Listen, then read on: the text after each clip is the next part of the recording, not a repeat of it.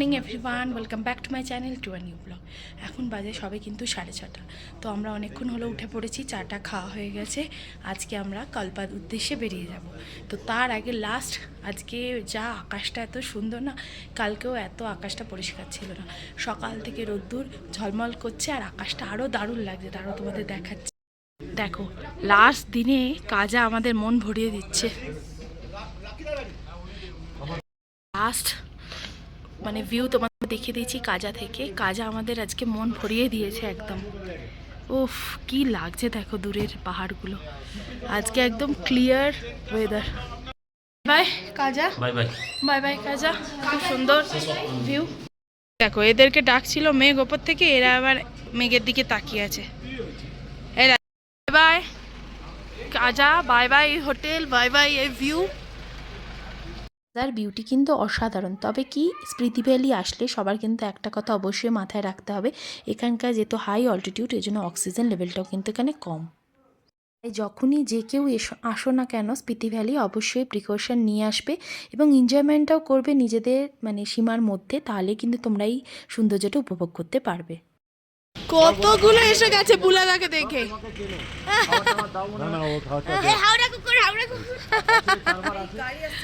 তো আমাদের বাস ছেড়ে দিয়েছে, তো বাই বাই কাজা।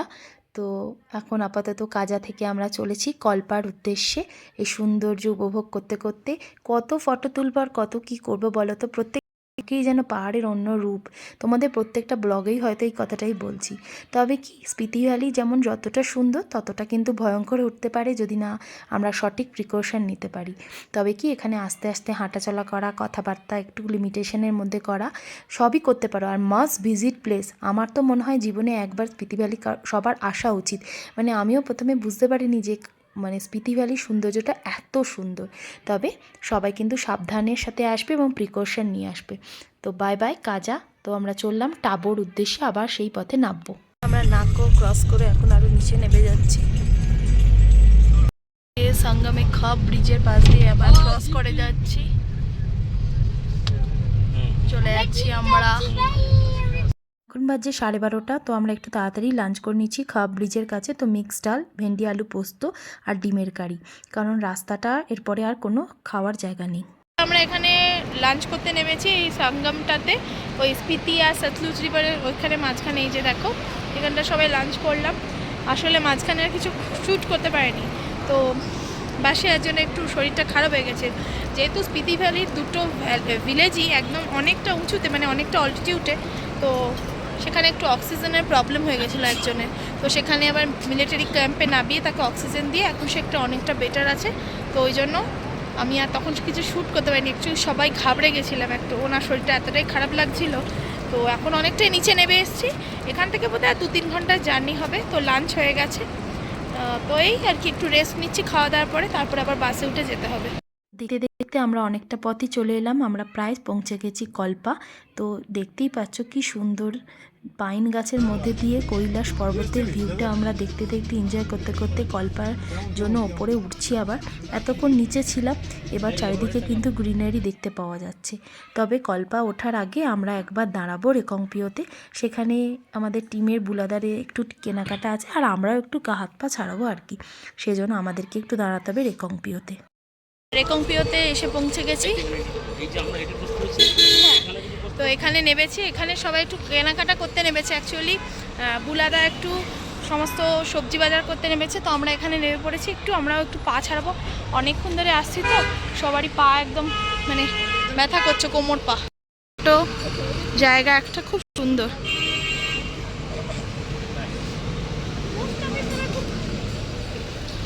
গরম জিলিপি ভাজা হচ্ছে, এখানে এসে আমরা জিলিপি খাচ্ছি।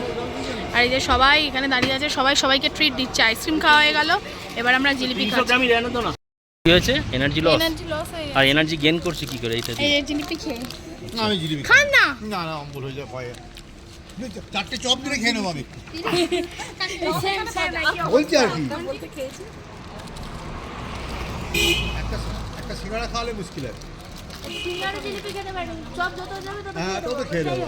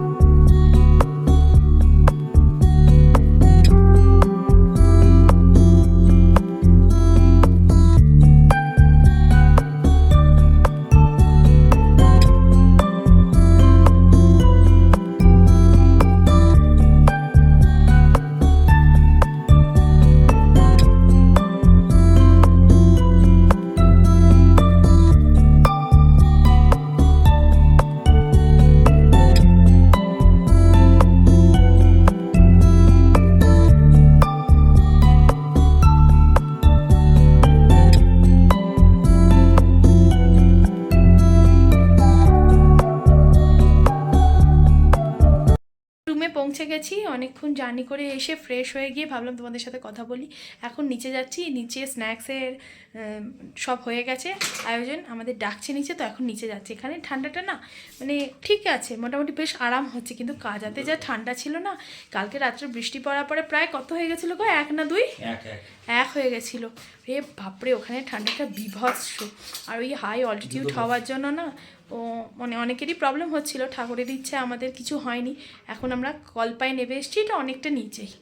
তো এখন যাচ্ছি নিচে স্ন্যাক্স খেতে। আজকে ব্রেড বাটার আর চা। দেখো সব খেলা জমে গেছে। কোথায় সব? কি সুন্দর গ্রাউন্ড কোথায়? হ্যাঁ, ওরা সবাই যে ওখানে বসে আছে, এখন একটু রেস্ট তোরা চলছে। কিন্তু খেলার জায়গাটা কিন্তু তোদের ভালো হয়েছে। কি সুন্দর একটা গ্রাউন্ড পেয়ে গেছে।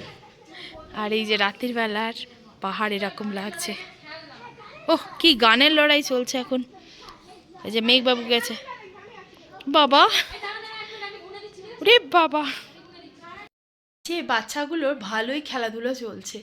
তো আমরা এখন এমনি বসেই আছি। এখন বাজে 9টা। এখানে ঠান্ডাটা না ঠিক আছে, আরাম লাগছে, কিন্তু ওখানে ঠান্ডাটা না খুব সহ্য করা মানে খুব কষ্ট হচ্ছিল ওখানে।